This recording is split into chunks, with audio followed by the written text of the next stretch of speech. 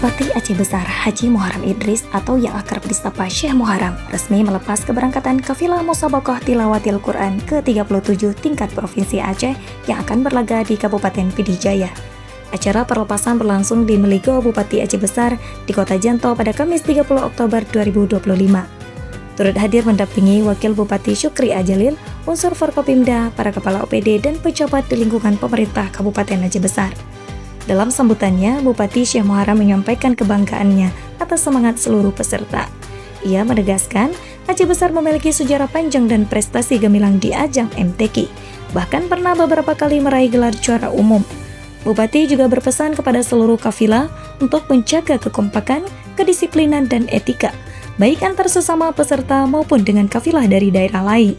Para pendamping dan pelatih diminta untuk menjadi orang tua bagi peserta selama kompetisi berlangsung. Ia menambahkan, pemerintah daerah akan terus memberikan dukungan penuh bagi para peserta yang telah berlatih dan mempersiapkan diri dengan sungguh-sungguh. Menariknya, pada kesempatan itu Bupati Syekh Muharram juga mengungkapkan bahwa Aceh Besar telah bersaing untuk menjadi tuan rumah MTQ ke-38 mendatang.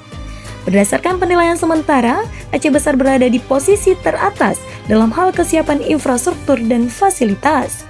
Sementara itu, Ketua Kafilah Aceh Besar Farhan AP menjelaskan bahwa MTQ 37 akan berlangsung mulai 1 hingga 8 November 2025 di Kabupaten Pidijaya.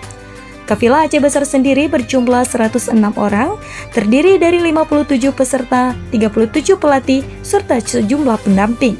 Dari 9 cabang lomba yang dipertandingkan, Aceh Besar hanya absen di 1 cabang. Dengan semangat dan tekad yang kuat, kafilah Aceh Besar siap mengukir prestasi terbaik di panggung MTQ Provinsi Aceh.